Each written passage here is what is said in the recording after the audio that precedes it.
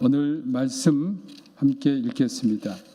마태복음 24장 40절부터 44절입니다.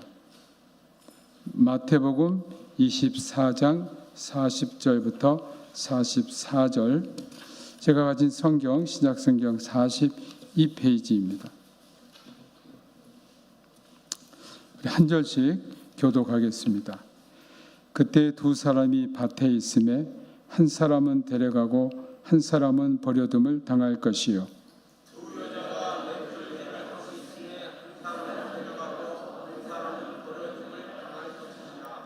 그러므로 깨어 있으라. 어느 날에 너희 주가 임하는지 너희가 알지 못함이니라.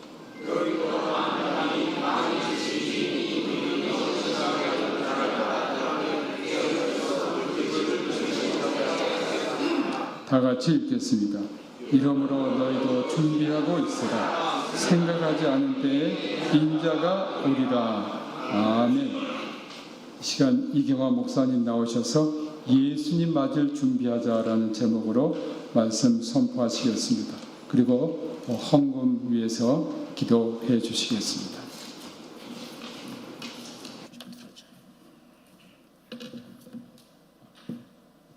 기도하시겠습니다. 하나님, 우리에게 천국 잔치를 열어주셨는데 오늘 이 시간, 마지막 시간을 맞이했습니다.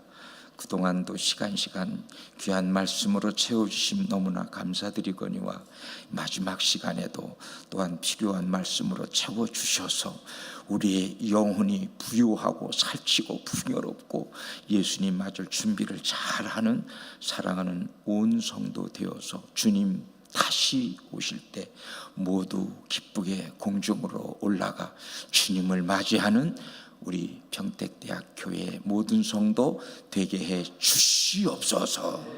이 시간을 주께 부탁드립니다. 주님께 드린 귀한 헌물 그 손길들 축복하옵시고 저희들 영혼이 잘되고 범사가 잘되고 강건한 은총을 내려 주시옵소서. 예수님 이름으로 기도드리옵나이다. 아멘.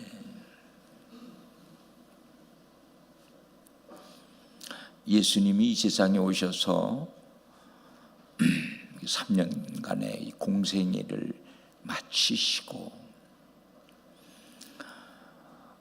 갈릴리 해변가에서 승천하셨지요. 예수님이 구름을 타고 딱 올라갈 때 제자들이 멀리 주님을 바라보고 있는 거죠. 하늘로 올라가는 예수님을. 그러다가 이제 구름이 가려서 안 보였는데 그래도 그냥 멍하니 하늘만 쳐다보고 있는데 갑자기 천사 둘이 나타났어요. 천사가 나타나서 하는 말이, 갈릴리 사람들아, 왜 하늘만 바라보느냐? 하늘로 올려오신 이 예수는 너희가 본 그대로 다시 오시리라. 여러분, 예수님에 대한 예언이 동정녀 탄생과 십자가의 죽음과 부활과 그리고 다시 오신다는 이 재림인데, 지금 탄생과 십자가의 죽음과 부활이 다 이루어졌고 지금 하나님 보좌 우편에 앉아 계신 예수님은 다시 오시겠다고 하는, 우리 주님 다시 오시겠다고 주님 말씀하셨고, 여기 지금 천사도 그렇게 증언했고, 바울 서신을 보나 베드로 서신을 보나 다시 오신 예수님에 대해서 그렇게 증거를 했어요. 근데 예수님이 다시 오시는 날은 이 세상이 심판받는 날이에요. 과거에는 물로 심판받았지만 노아 때 이제는 불로 심판받을 것을 성경이 증언하고 있습니다. 그 불로 심판받을 때 우리 성도들은 공중으로 들려 올라간다는 거예요. 할렐루야. 우리는 죽음을 보지 않고 산채로 공중으로 들려 올라가면서 이 몸이 확 변화돼. 근데 그것을 영화체라고 하는데, 영화 새는 우리의 이 몸이 영광스러운 몸으로 변하기 때문에 영화체라고 명명은 했지만 부활체와 똑같아요. 그럼 왜 부활체라고 말을 안 하냐면은 부활체는 예수님은 돌아가셨다가 다시 살아나셨잖아요. 이게 이제 부활체죠. 그리스도 안에서 죽은 자들이 앞으로 주님 재림하실 때 그분들은 부활해요. 근데 그분들은 부활체, 우리랑 물론 영화체랑 똑같지만 그분들은 죽었다가 주님 오실 때 부활하니까 부활의 몸을 입고, 우리 살아남은 우리는 공중으로 끌려가면서 이 몸이 그 부활체와 똑같은 영광스러운 몸으로 변화돼요. 그러면서 공중에 오시는 예수님을 맞이하게 되는 줄로 믿으시기를 바랍니다. 주께서, 바울이 그랬어요. 호령과 천사장의 소리와 하나님의 나팔로 하늘로부터 친히 강림하시리니, 그리스도 안에서 죽은 자들이 먼저 일어나고 그 후에 살아남은 자는 공중으로 끌어올려 공중에서 주님을 영접하게 하시리니, 그리하여 우리가 항상 주와 함께 있으리라. 할렐루야.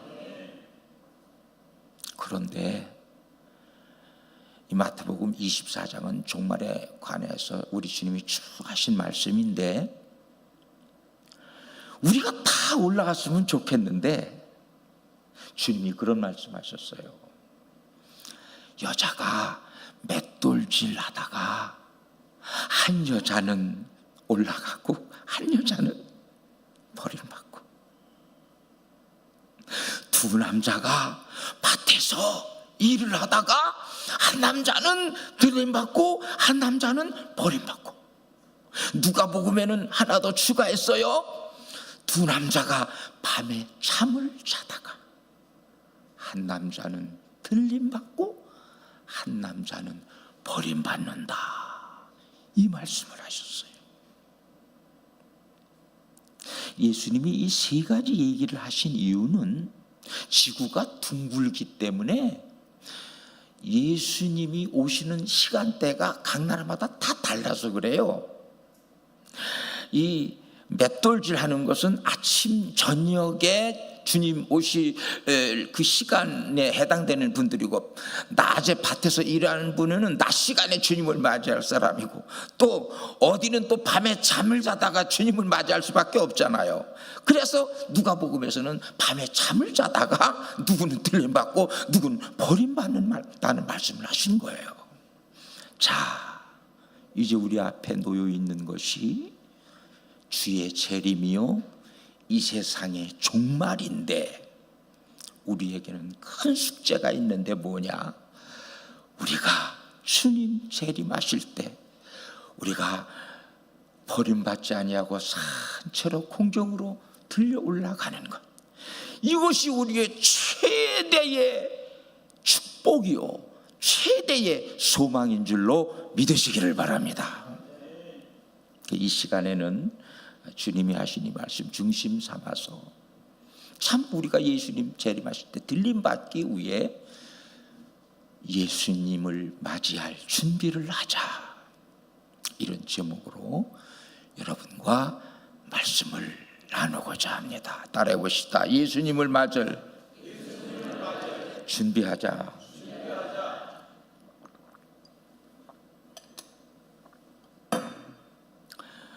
예수님을 맞이할 준비하기에 앞서서 그 세상에 종말이 얼마나 남았는데 예수님 맞을 준비를 해야 되나, 이런 생각을 할 수가 있어요.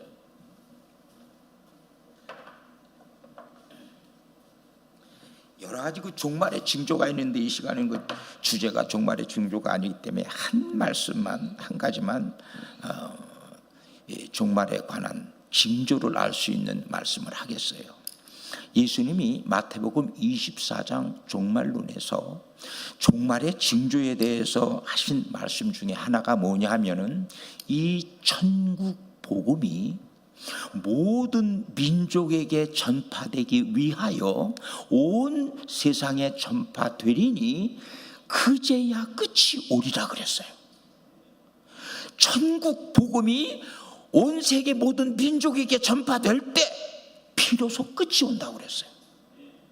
그러면 지금 현재 세계 복음 전파가 어느 정도 되었을까? 그것을 말씀드리겠습니다. 1989년 랄프 윈터라는 유명한 선교학자가 지구상의 종족을 조사해 보았더니 24,000 종족이었고, 그때까지 복음이 전파된 종족이 13,000 종족이어서 11,000 종족이 남았다고 그랬습니다. 그런데 그분이 2000년도에 조사를 해보니까 2,000 종족이 복음을 더 들어서 9,000 종족이 남았어요. 2004년도에 다시금 조사했는데 3,000 종족이 복음을 더 들어 6,000 종족이 남았다고 그랬어요. 2006년도에는 조사해 보니까 2,500 종족이 복음을 더 들어서 3,500 종족만 남았는데, 2010년도에는 2,000 종족이 복음을 들어서 1,500 종족이 남았고, 마지막으로 2018년도의 조사에 1,000 족속이 복음을 더 받아들여 지금 남은 족속이 500 족속이라고요. 천국 복음이 온 세계에 전파돼서 모든 민족에게 전파되면 주님이 오신다는 뜻인데 500 종족밖에 남지 않았다는 거예요. 여러분, 주님의 재림이 임박한 분명한 마지막 때요 말세인 줄로 깨달으시기를 바랍니다. 자, 분명히 주의 재림의 때는 임박했는데 누가 과연 들림받을 것인가? 우리 다 같이 하나님 말씀 살펴보십시다. 계시록 14장 다 가서 보십시다. 요한계시록 14장 14절에서 16절까지를 제가 봉독합니다. 여러분 눈으로 보세요. 눈으로 보시고 귀로도 들으시고 가슴에 새기세요. 요한계시록 14장 14절로 16절까지 제가 봉독합니다. 또 내가 보니 흰 구름이 있고 구름 위에 인자와 같은 이가 앉으셨는데 그 머리에는 금 면류관이 있고 그 손에는 예리한 낫을 가졌더라. 또 다른 천사가 성전으로부터 나와 구름이 앉은 이를 향하여 큰 음성으로 외쳐 이르되 당신의 낫을 휘둘러 거두소서. 땅의 곡식이 다 익어 거둘 때가 이루었음이니이다 하니 구름 위에 앉으신 이가 낫을 땅에 휘두르매 땅의 곡식이 거두어지니라. 사도 요한이 본 환상이에요.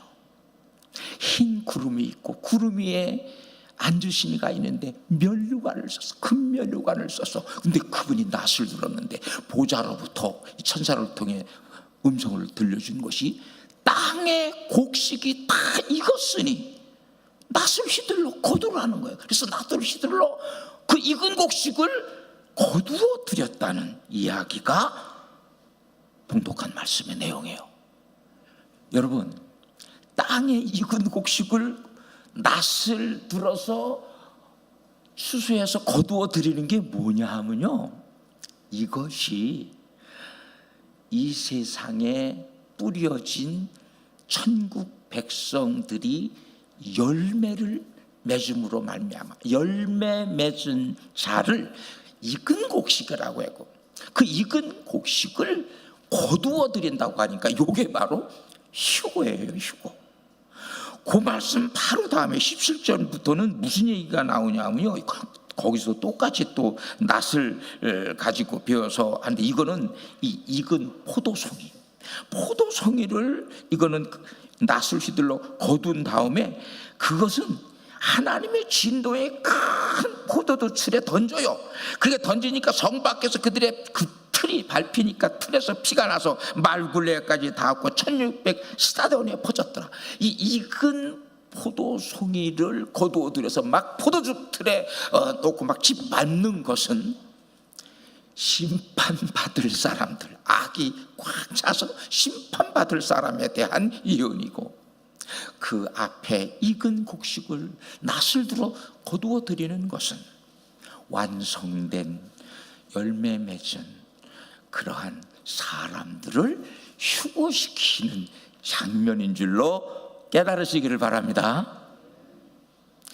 이게요, 예수님이 우리에게 하신 말씀과 연결이 돼요. 예수님이 마태복음 13장에서 뭐라고 말씀하셨냐면, 천국은 사람이 씨를 땅에 뿌림과 같으니 그 씨가 나서 자라야 돼 어떻게 된 것을 알지 못하느니라고 하면서, 그 싹이 나되 처음에는 싹이요, 그 다음에는 이삭이요, 그 다음에는 이삭의 충실한 곡식인데, 그 곡식이 익으면 낫을 대나니 이는 추수 때가 이르렀습니다 라고 하면서 그걸 다시금 해석해 주실 때 하신 말씀이 같은 세상이요. 그 씨는 이제 좋은 씨하고 가라진 나쁜 씨를 얘기인데, 좋은 씨는 천국의 아들들이요, 추수 때는 이 세상 끝이요, 추수꾼은 천사들이요, 그렇게 말을 했어요. 여러분, 주님이 재림하실 때 주님께서 천사를 온 세계 만방에 보내요. 그 천사들을 통해 여러분들을 데리고 공중으로 휴거하는 줄로 믿으시기를 바랍니다. 그래서 이 천사를 보내 추수한다는 말이 그 말이에요. 즉 다시 말하면 누가 들림받느냐? 땅에 뿌려진, 세상이라는 땅에 뿌려진 천국의 좋은 씨앗인 우리가, 천국의 곡식인 우리가 익은 곡식이 되어야, 열매를 맺어야, 완성되어야 들림받는다는 의미인 줄로 믿으시기를 바랍니다. 우리는요, 이 구원이라는 것은요, 살아있는 생물과 같아요. 이 구원이 한번 구원으로 끝난 게 아니라, 이 구원을 우리가 중생이라고도 명명하고 거듭남이라고 명명하잖아요. 중생, 다시 태어났잖아요. 우리 육체는 부모로부터 태어났지만 우리의 영혼은 성령으로, 말씀으로 태어났잖아요. 이 영혼이 자라서, 우리가 여기서 지금 자라는, 이 교회에서 지금 우리가 영적으로 자라고 있는 거예요. 중요한 건 우리가 영적으로 자라서 마침내 열매를 맺어야 되는 거예요. 익은 곡식이 되어야 되는 거예요. 익은 곡식이 되어야 산채로 들림받는 것을 깨달으시기를 바랍니다. 우리가 지금 익은 곡식이 되지 않으면, 우리가 완성되지 아니하면 들림받지 못하는 거예요. 그래서 누구는 들림받고 누구는 버림받고, 주님이 그 말씀을 이렇게 강조한 거예요. 자, 그러면 세상에 뿌려진 천국의 좋은 곡식인 우리가 열매 맺었다고 하는 것은 무엇을 뜻하느냐? 결실했고 익은 곡식이 됐다는 것은 무엇을 의미하느냐? 이것이 오늘 말씀의 핵심이에요. 예수님께서 요한복음 15장에 이런 말씀을 하셨어요. 나는 포도나무요, 너희는 가지니. 가지가 포도나무에 붙어 있지 아니하면 결코 혼자 열매를 맺지 못하느니라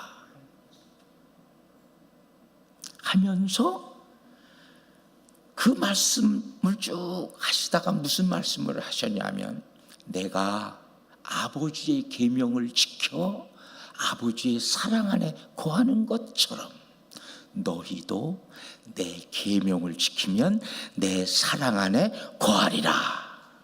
내 계명은 내가 너희를 사랑한 것 같이 너희도 서로 사랑하라 하는 이것이니라. 당신을 포도나무라고 말씀하시면서 가진 우리 포도나무에 꼭 붙어 있어야 열매를 맺는데 그 열매가 뭐냐? 주님이 우리에게 유일하게 남기신 계명은 서로 사랑하라는 계명입니다. 할렐루야. 내가 너희를 사랑한 것 같이 너희도 서로 사랑하라. 이게 열매라는 거예요. 베드로도 그 말을 했어요. 야, 너희들 신의 성품에 이르러야 되는데 그 신의 성품에 대한 8단계를 말했는데 믿음의 덕을, 덕의 지식을, 지식의 절제를, 절제의 인내를, 인내의 경건을, 경건의 형제우애를, 형제우애의 사랑을 공급하도록 하라. 이것이 너에게 있어 흡족한즉 열매 없는 자가 되지 않게 하려니와 이것이 없는 자는 맹인이라 멀리 보지 못하고 너의 옛 죄를 깨끗게 하심을 잊었느니라 그랬어요. 우리는요, 하나님의 성품, 신의 성품에 이르기 위해 하나님의 부름을 받고 하나님께서 구원해 주신 줄로 믿으시기를 바랍니다. 그 신의 성품이 믿음으로부터 시작해서 죄의 정점에 사랑이 있는 거예요. 사랑이야말로 여러분이 추구해야 할 최종 열매인 줄로 깨달으시기를 바랍니다. 그래서 바울 사도가 그랬어요. 내가 사람의 방언과 천사의 말을 할지라도 내가 사랑이 없으면 소리나는 구리와 울리는 꽹과리가 되고 내가 예언하는 능이 있어 모든 비밀을 알고 모든 지식을 알지라도 내가 사랑이 없으면 내가 아무것도 아니요. 사랑은 언제까지든지 떨어지지 아니하나 예언도 패하고 방언도 그치고 지식도 패하리라. 우리가 부분적으로 알고 부분적으로 예언하니 온전한 것이 올 때에는 부분적으로 행하던 것이 패하리라. 그런즉 믿음, 소망, 사랑 이 세 가지는 항상 있을 것인데 그 중에 제일은 사랑이라. 할렐루야. 여러분, 우리는 세상에 뿌려진 천국 곡식이에요. 믿음으로 구원받은 것은 싹이 난 것과 같아요. 우리는 믿음으로 구원받았다고 나는 구원받았으니 다 됐다고 생각하면 큰 오산이에요. 우리는 계속 자라. 어느 방면으로 자라? 하나님의 성품, 신의 성품, 그리스도의 인격을 향해 달려가야 되는데 그 최정점이 사랑이라는 것을 확실히 깨달으시기를 바랍니다. 그래서 요한계시록 19장에 가보면 혼인잔치가 있어요. 우리들이 주님 재림하실 때 들림 받아가지고 혼인잔치에 참여한대. 세상에 우리 예수님은 신랑이고 우리 모두는 신부입니다. 할렐루야. 여러분, 주님의 신부입니다. 믿습니까? 그런데 우리 주님과 결혼 후에 혼인잔치 하잖아요. 이제 주님을 만나는 순간이 결혼식인 것 같아. 뭐 따로 다 얼마나 사람이 많은데 결혼식을 올릴 수가 있어? 못 올리니까 궁정에서 주님을 만난 시간을 그때 결혼식 올리는 걸로 간주하고 그 다음에는 혼인잔치에 들어가는 거예요. 근데요, 혼인잔치에 무엇을 입는 줄 알아요? 자, 무엇을 입고 혼인잔치에 참석한다고 돼 있어요? 큰 소리로 안 들려나 귀가 좀 안 좋아져. 무엇을 입어야 된다고 그랬지? 예, 예복인데 다 같이 세마포 예복. 찾아보십시다. 요한계시록 19장 7절 8절. 요한계시록 19장. 자, 이제 혼인잔치가 열리는데 7절 8절 이건 다 같이 한음성으로 합독해 봅시다. 시작. 우리가 즐거워하고 크게 기뻐하며 그에게 영광을 돌리세. 어린 양의 혼인 기약이 이르렀고 그의 아내가 자신을 준비하였으므로 그에게 빛나고 깨끗한 세마포 옷을 입도록 허락하셨으니 이 세마포 옷은 성도들의 옳은 행실이로다. 이 세마포 옷은 믿음이라고 했습니까? 확실히 짚고 가세요. 이 세마포 옷은 믿음이라고 했습니까? 옳은 행실이라고 그랬죠. 또 한 번. 이 세마포 옷은 성령의 은사라고 그랬습니까? 성도들의 옳은 행실이라고 그랬어요. 우리의 옳은 행실, 이거 한마디로 말하면 사랑이에요. 왜냐하면 사랑은요 언제나 나를 위해 살지 않고 상대방을 위해 사는 것이기 때문에 그게 다 옳은 것이에요. 그래서 세마포 예복을 준비한다고 할 때, 주님 맞이하기 위해서 세마포 예복 준비한다고 할 때 우리는 서로 사랑하라는 계명을 지켜야 세마포 예복을 준비하는 것이 된다는 것을 꼭 명심하시기를 바랍니다. 그래서요, 예수님이 마태복음 22장에서 천국 비유를 또 그렇게 비유를 들었어요. 천국은 어떤 왕이 자기 아들을 위해서 혼인잔치를 배설하는 것과 같다고 하면서 이제 혼인 자리에 사람이 가득했는데 그때 예복을 입지 않고 온 사람이 있어.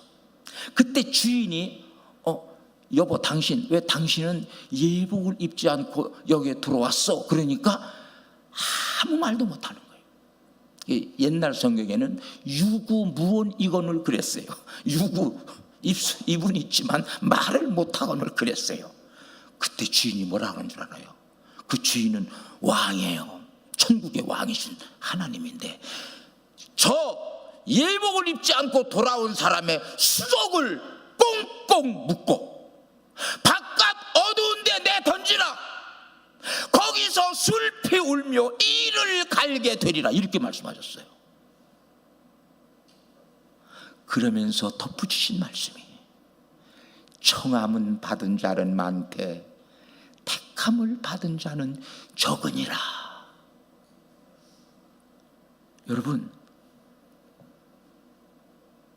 우리는 천국 혼인잔치에 다 청함을 입은 자들이지만 진짜 신부가 돼서 혼인잔치에 참여하려면 세마포 예복을 꼭 준비해야 되는 것을 믿으시기를 바랍니다. 저는 이게 제 말이 아니에요. 주님의 말씀이고 성경의 말씀이라는 것을 가슴에 새기고 정말 다시 오시는 예수님을 내가 어떻게 맞이할 수 있는가를 늘 생각하고 날마다 준비하시기를 주님의 이름으로 축원드립니다. 예수님이 마태복음 24장에서 종말에 관한 얘기를 쭉 하신 후에 마태복음 25장에 가서 이제는 예화를 동원해서 주님이 누가 마지막 때에 구원을 받을 수 있는지를 세 가지 예언을 하셨는데, 세 가지 이야기를 예화로 들으셨는데, 첫 번째 얘기가 뭐냐 하면은 열처녀 비유예요. 주님 말씀하시기를 슬기로운 5처녀가 있고 미련한 5처녀가 있었대.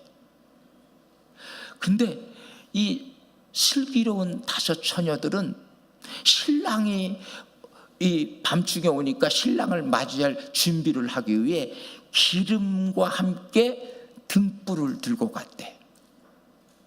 등불 속에 이제 기름을 넣어서 불을 붙여서 맞을 준비하려고. 근데 이 미련한 5처녀들은 기름은 준비하지 못한 채 등불만 들고 갔대요. 근데 왜 예수님이 밤중에 오는 걸로 그렇게 예수님이 이야기를 하셨을까? 제가 성지순례 가서 아주 실감났어요.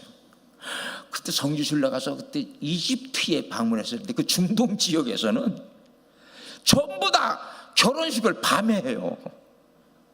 그 이집트 그 호텔에 들었는데 저녁 7시에 결혼, 9시에 결혼, 12시에 결혼하는 팀도 있어요. 12시에. 내가 너무 신기해서 나 그걸 그때 구경했어. 왜 예수님이 신랑이 오니까 맞이하라 나오라는 것을 왜 이렇게 밤중에 얘기를 했느냐. 그 지역에서는 결혼식을 밤중에 하더라고. 예수님이 밤중에 오는데 등불을 준비해야 되는데 미련한 5처녀는 기름을 미처 준비하지 못해가지고 불을 켰더니 금방 꺼지려고 하는 거예요. 그래가지고 그 슬기로운 5처녀들 기름 준비한 그 5처녀, 야 니네들 기름 좀 나눠달라고 하니까 그 슬기로운 5처녀가 뭐라 그러냐면, 야 니네들 나눠주다간 우리 쓰기에 다 부족할 것 같으니까 니네들 차라리 저 기름 파는 사람들한테 가서 사오라고. 얘네들은 사러 갔어요. 사러 간 사이에 신랑이 왔다, 신랑이 이러다 맞으러 나오라 하니까 슬기로운 5처녀들이 등불을 들고 신랑 맞을 준비를 하고 혼인잔치에 들어가서 문을 딱 닫았네.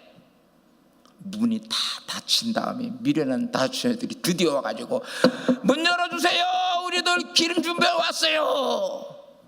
그때 안에서 신랑이 뭐라고 그랬는 줄 알아요? 나는 너희를 도무지 알지 못하니 내게서 떠나가거라. 자, 잘 들으세요. 우리는 예수님의 신부니까 열처녀는 예수를 믿는 기독교인들을 상징하는 줄로 믿으시기를 바랍니다. 우리 모두가 열처녀예요. 근데 누구는 미련한 5처녀고 누구는 슬기로운 5처녀. 자, 그러면 슬기로운 5처녀와 미련한 5처녀의 차이가 어디 있어요? 이 기름 준비에 있지만 기름을 준비해서 결국은 슬기로운 5처녀는 등불 빛이 있었다는 거예요. 빛. 얘는 지금 미련한 5처녀는 빛이 없었어. 빛을 밝히려고 기름을 사러 갔다가 때가 이미 늦었거든. 그러므로 등불 빛이 있는 자가 신랑 예수를 맞이한다는 얘기예요. 빛이 뭘까? 등불 빛이 뭘까? 마태복음 5장에 예수님께서 그런 말씀하셨어요. 너희는 세상의 빛이니라고 말씀하시면서 너의 빛을 사람들 앞에 비추게 하여 너의 착한 행실을 보고, 할렐루야, 너의 착한 행실을 보고 하늘에 계신 너희 아버지께 영광을 돌리도록 하라. 빛은 착한 행실입니다. 이 성도들이 입을 세마포 예복은 성도들의 옳은 행실이니라 한가, 그 말과 일맥상통하는 거예요. 착한 행실도 사랑입니다. 예수님이 재림할 때 믿음만 가지고 못 맞이해요. 성령 받았다고 못 맞이해요. 사랑이 있어야 예수님 마주할 수 있는 줄로 믿으시기를 바랍니다.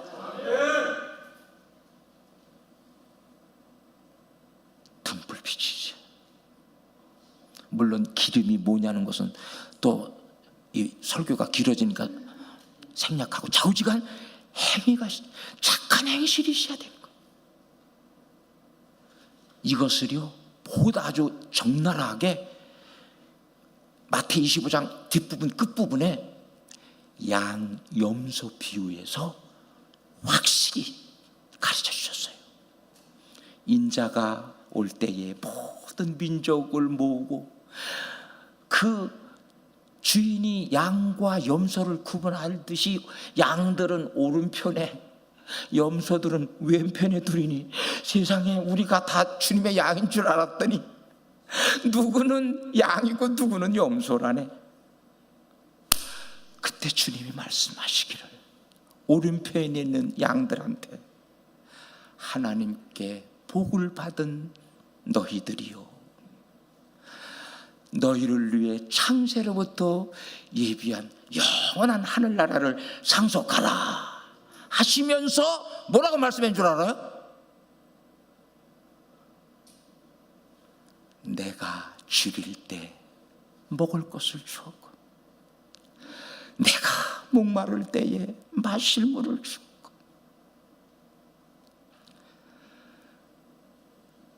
내가 나그네 되었을 때 나를 영접했고 내가 헐벗었을 때에 나에게 옷을 입혔고 내가 병들었을 때에 나를 돌아보았고 내가 옥에 갇혔을 때 너희들이 나를 돌아보았느니라.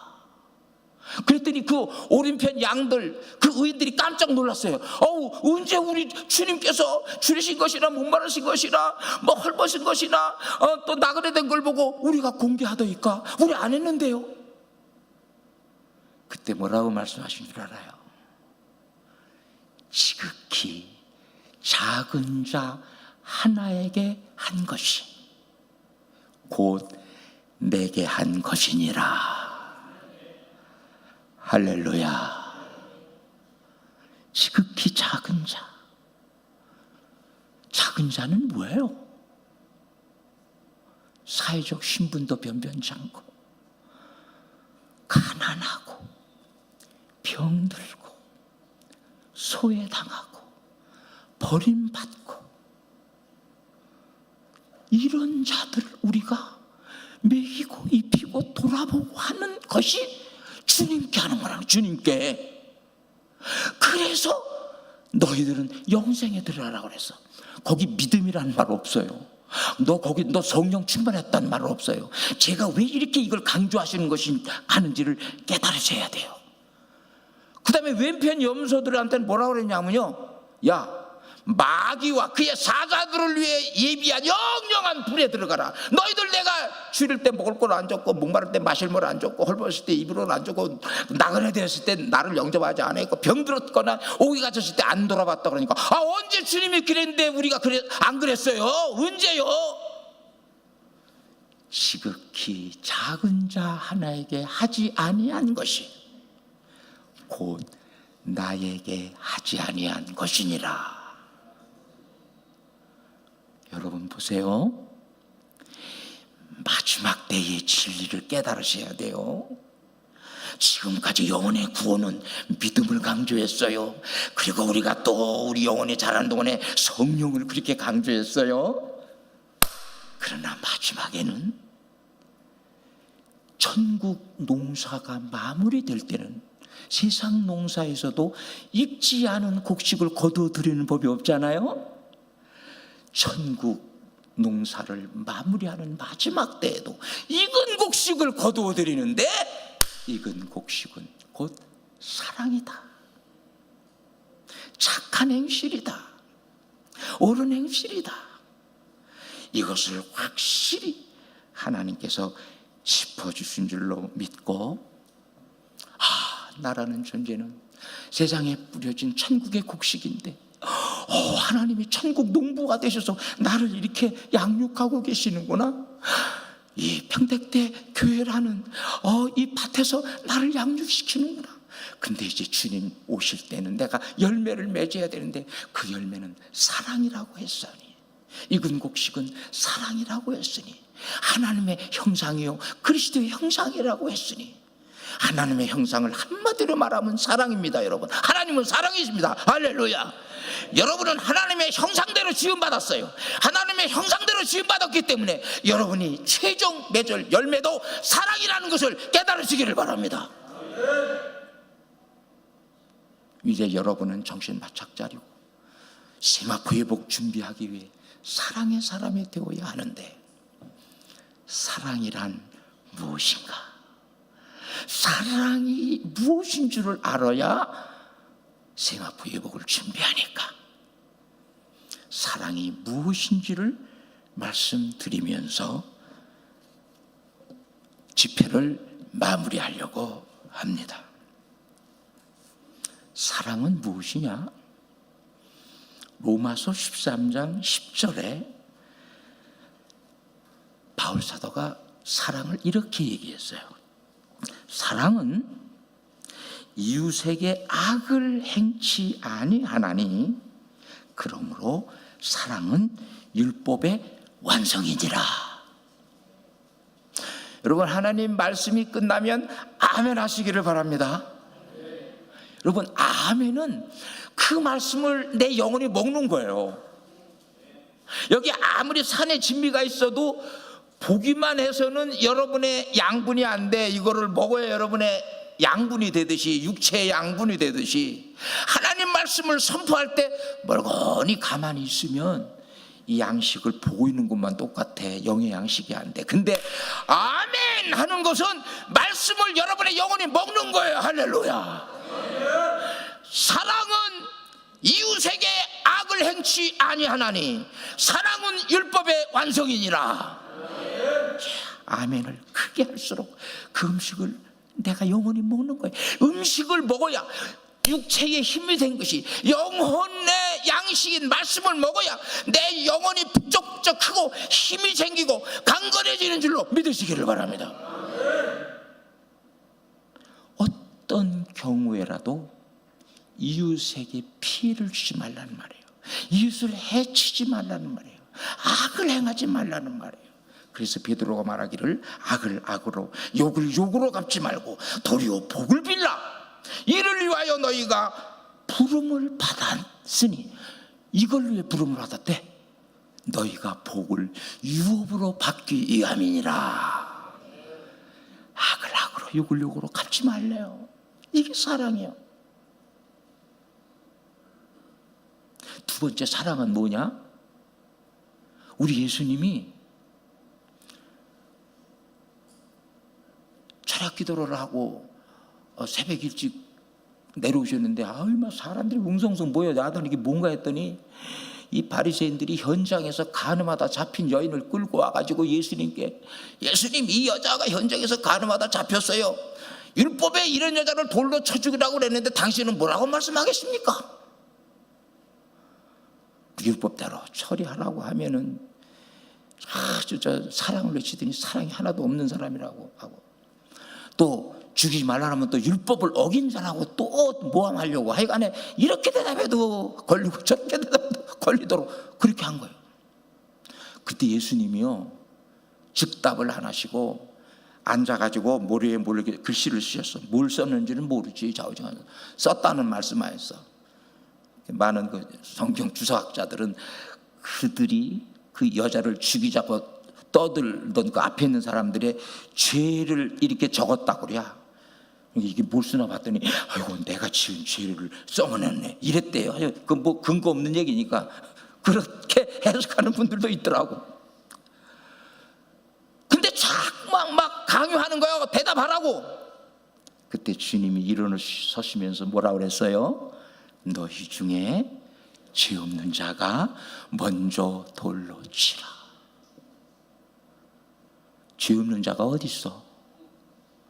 또 썼는데 자기들 죄도 다 썼으니, 그러니까 하나둘 다 도망가고 말았어.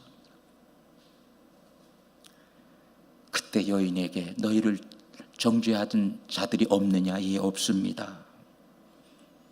나도 너를 정죄하지 아니하나니 가서 다시는 죄를 짓지 말지니라. 사랑은 뭐냐? 사랑은 이해하고 용서하는 거예요. 따라해 봅시다. 사랑은 이해하고 용서하는 것이다. 이 세상에 용서하지 못함으로 말미암아 얼마나 많은 사건이 있는지 몰라요. 경기도의 한 작은 시골 교회에 어느 전도사가 목회를 했어요. 어머니는 신앙 좋은 권사님인데 어머니의 등살에 못 이겨서 억지로 신학교를 갔어요.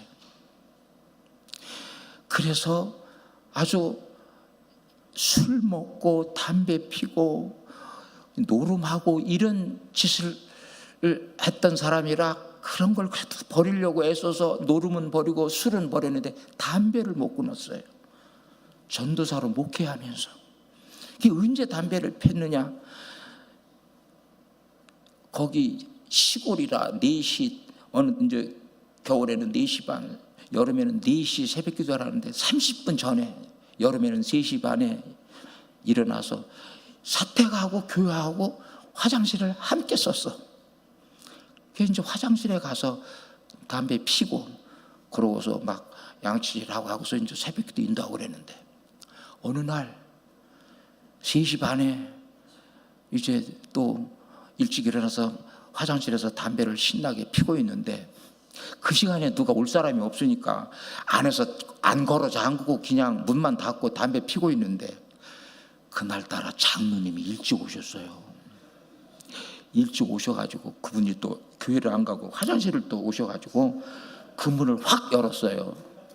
열었더니 신나게 담배를 피고 있는 거예요. 문을 딱 닫았어요. 장로님이 기다리는데 새벽 예배를 인도하러 안 와. 그래서 시간대 살수비 장로님이 새벽 예배 인도했어. 그때가 목요일이었는데 금요일 날도 새벽 기도 안 나오고 토요일도 새벽 기도 안 나오고 주일 날도 안 나타났어. 아무 연락도 없고. 그래서 장로님이 인도하시고 월요일 날 아침에 전화가 왔어. 장로님 접니다. 아유 전사님 어쩐 일이세요? 어디 있어요? 저 장로님 저 사표 냅니다. 아유 왜 그러세요? 왜 사표를 냈노? 아 나는 자격이 없어요. 아유 그런 소리 하지 말라고. 뭔 자격이 없냐고. 아니에요. 나는 자격이 없어요. 아무리 담배를 끊으려고 해도 안 끊어져요. 내 지금 여기 뭐하러 어디 왔냐면 저 기도원에 왔어요. 담배 끊으려고 기도원에 왔는데 하도 안 끊어. 지금도 방금 내가 담배 피고 지금 전화하는 거예요. 도저히 나는 담배를 먹고도 자격이 없으니까 사표를 냅니다. 받아주세요. 그때 장로님이 뭐라고 한 줄 알아요? 전도사님 도저히 못 굳겠으면 피세요. 담배 피는 문제는 제가 막아드리겠습니다. 성도들이 모르도록 제가 어떻게든지 막아드리겠습니다. 피세요. 아니 담배를 피라는 거요. 담배를 피라는 말에 울컥 울음이 속에서 울음이 쏟아져 막 눈물이 쏟아지면서 그 순간에 담배가 막 역겨워지기 시작한 거예요. 그 주머니에 지금 담배가 있거든요. 얼마나 역겨운지 그거 다 버리고 성냥 다 버리고. 여러분 장로님이 세상에 목회하는 사람이 그 담배도 못 끊어서 어떻게 목회를 해요? 이것은 무슨 소리입니까? 요거는 틀린 소리는 아니죠. 그죠? 바른 소리죠. 잘 들으세요. 올바른 소리지만 올바른 소리는 사람을 못 살립니다. 장로님이 딱 눈을 감고 못 끊겠으면 피라고 그분을 이해하고 그 담배 핀 걸 용서해주는 그 사랑이 그분을 그 순간 막 변화시킨 거예요. 울컥 막 누르면서 그 순간부터 담배 끊고 훌륭한 목사님이 돼서 그 서울 그 중경교회 목사님으로 지금 심하고 계세요. 여러분 거듭 말하지만 옳은 게 전부 아닙니다. 옳은 것 위에 사랑이 있습니다. 이해하고 용서하는 것은 옳은 것 위에 있는 겁니다. 우리가 그런 사람이 돼야 되는 거예요. 이게 하나님의 사랑이에요. 세 번째로, 사랑은 뭐냐? 예수님이 선한 사마리아 비유를 얘기했죠.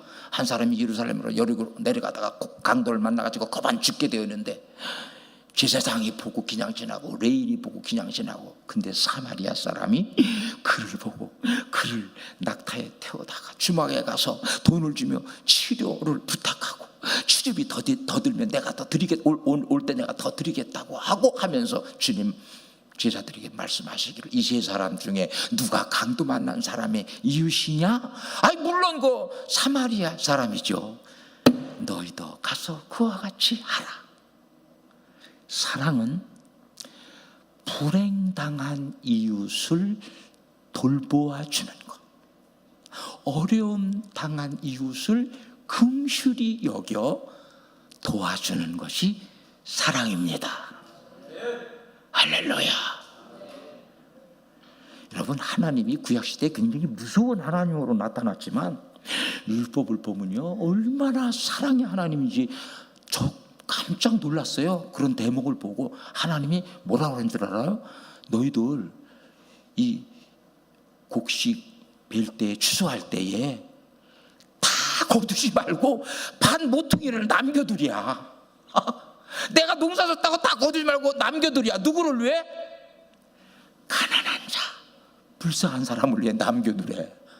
그런 말씀을 하셨어요. 니네들 감람나무와 포도나무를 다 이렇게 떤 다음에 다시 털지 말고, 이게 떨어지지만 또 남은 게 있잖아요. 감나무건 뭐 석류나무건, 그거 감람나무가 턴 다음에 다시금 털지 말래. 그냥 두랴.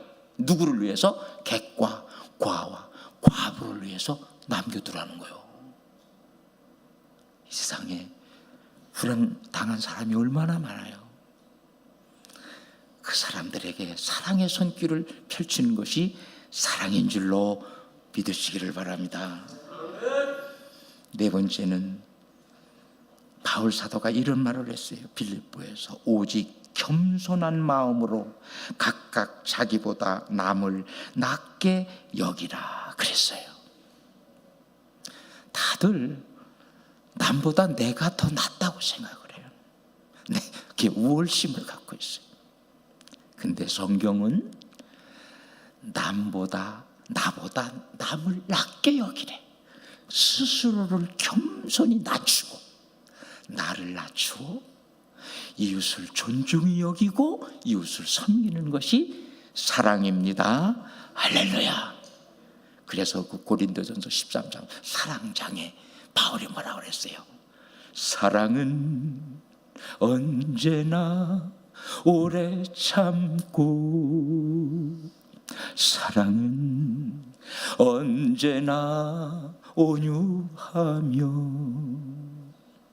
사랑은 시기하지 않으며, 자랑도 교만도 아니하며.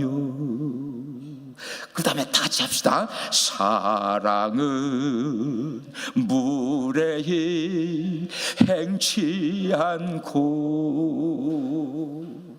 자기의 유익을 구치 않고, 사랑은 성내지 아니하며, 사랑은 성내지 아니하며,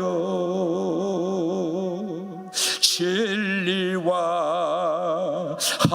함께 기뻐하네. 사랑은 모든 것 감싸주고, 사랑은 모든 것 감싸주고, 바라고 믿고 참아내며, 바라고 믿고 참아내며, 사랑은 영원토록 변함없네. 믿음과 소망과 사랑 중에 믿음과 소망과 사랑 중에 사랑은 이 세상 끝까지 영원하며 믿음과 소망과 사랑 중에 제일은 사랑이라 그 중에 제일은 사랑이라. 여러분, 우리의 피 속에 백혈구, 적혈구, 혈소판 이런 게 있잖아요. 백혈구는 이 균을 우리가 잡아먹는다고 알고 있고, 이 적혈구는 전신에 산소를 공급하는데, 이 백혈구 흰핏돌이요, 적을 공격해 죽이는 게 아니에요. 어떻게? 균들을 어떻게 죽이느냐? 균을 감싸서 녹여요. 적혈구는 이 뼛속에서 만들어져서 폐로 가서 산소를 몸에 지니고, 그거를 온몸에 돌아다니면서 산소를 공급해 줘요. 공급해주고, 폐로 와서 산소 받아 또 공급해주고, 이걸 나흘간 하다가 비장해서 죽어요. 흰핏돌은 우리의 어떤 사랑을 상징하느냐? 감싸는 사랑을 상징해요. 이 적혈구는 한없이 주는 사랑을 상징해요. 우리의 피는 사랑의 상징이에요. 사람은 사랑하도록 지음받은 존재인 줄로 믿으시기를 바랍니다. 인간의 주성분은 사랑이에요. 소금이 짠맛을 잃으면 소금이 아니고, 설탕이 단맛을 잃으면 설탕이 아니듯, 사람이 사랑을 잃으면 사람이 아니에요. 사랑이 없는 인간은 인간이 아니에요. 왜? 하나님은 인간을 사랑의 주성분으로 만들었기 때문에. 참, 예수님 막 한없이 주라고 하잖아. 달라면 주고, 꼬달라면 주고, 구하는 자에게 거절하지 말고, 억지로 우리를 가면 심리를 가지고, 소송을 걸어 속옷을 갖고자 하면 겉옷까지 갖다 주고, 속옷보다 겉옷이 훨씬 비싸잖아. 근데 속옷을 위해서 고발을 하면, 야, 그거 안 주려고 싸우지 말고, 야, 겉옷까지 줘, 겉옷까지 줘버려. 세상에 예수님은 너무나 멋진 사랑을 말씀하셨어. 사랑은 베풀어 주는 겁니다. 우리 주변에 불쌍한 이웃 못 본 채 하지 마시고 꼭 돌보세요. 이것이 주님 맞이할 세마포 예복 준비하는 겁니다. 할렐루야. 마지막으로 사랑은 예수님이 십자가에서 당신의 몸을 희생해 우리를 살렸듯이 나를 희생해서 남을 살리는 것, 이게 사랑이에요. 예수님이 그러셨어요. 인자에 온 것은 섬김을 받으려 함이 아니요 도리어 섬기려 하고 자기 목숨을 많은 사람의 대속물로 주려 함이니라. 그러면서 하시는 말씀이 네 원수를 사랑하고 너를 미워하는 자를 선대하고 너를 저주하는 자를 축복하고 너희를 모욕하는 자를 위해 기도하라. 야, 우리 주님의 말씀 너무 기가 막혀. 따라해 봅시다. 내 원수를 사랑하고 너를 미워하는 자를 어떻게 하라고 그랬어요? 선대하며 저주하는 자를 축복하고 모욕하는 자를 위하여 기도하라. 혹시 그거 실천해 보셨어요? 그동안? 힘들죠. 그러나 해야 돼요. 왜? 주님을 맞이하려니까. 오시는 주님을 맞이해서 공중으로 올라가려니까. 사랑의 사람이 되어야 될 줄로 믿으시기를 바랍니다. 약 40년 전에 신문에 난 이야기예요. 이대 교수 한 분이 6.25 때 경험담을 신문에 실었어요. 내용인즉 한강을 건너오려고 하니까 인도교가 폭파돼 가지고 한강을 건너올 수가 없는 거예요. 한강 뱃사장으로 내려가서 무슨 배가 있나 찾았는데 작은 배가 있어서 가보니까 사람이 가득 찼어. 자기도 탔는데 다들 한강을 건너기 위해서 그 작은 배에 사람이 가득 찼는데 너무 가득 차가지고 배가 뜨지를 않는 거예요. 배가 안 뜨니까 뱃사공이 아무리라도 안 뜨니까 뱃사공이 하는 말이 이 중에 한 분이라도 내리셔야 됩니다. 한 분이라도 내려야 배가 뜨지. 그렇지 않으면 배가 뜰 수가 없습니다. 한 분이라도 좀 내려주십시오. 아무도 안 내리려고 해. 지금 한강 못 건너면 공산당들한테 잡히잖아.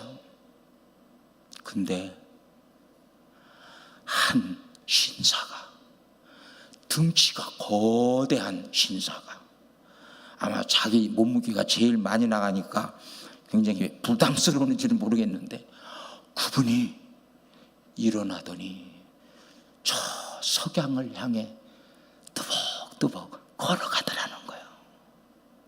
그 이대 교수가 쓴 글에 그 모습을 보면서 무엇을 연상했느냐? 십자가를 지고 골고다 길을 걸어가신 예수님이 생각났다는 거예요. 그분이 내리자 배가 떠서 모두들 한강을 건넜대요. 그 기사가 난 후에 그 주인공이 누구냐고 이 이대 교수한테 핏발치듯 전화가 왔어요. 그게 누구냐고.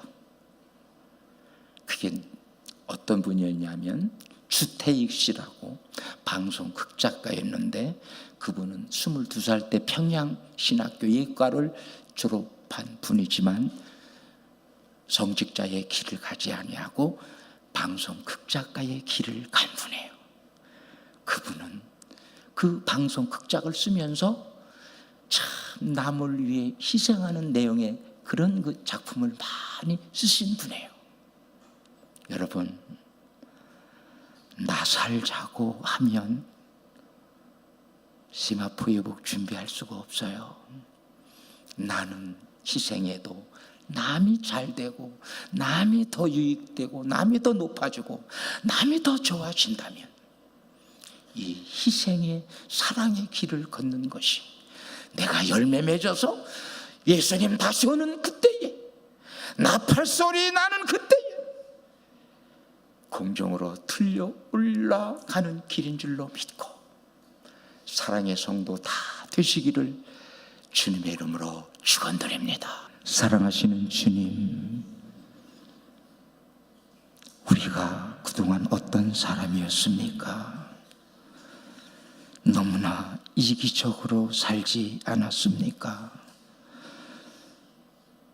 어떻게 해서든지 남을 밟고 일어나 내가 잘되기를 위해 살지는 않았습니까?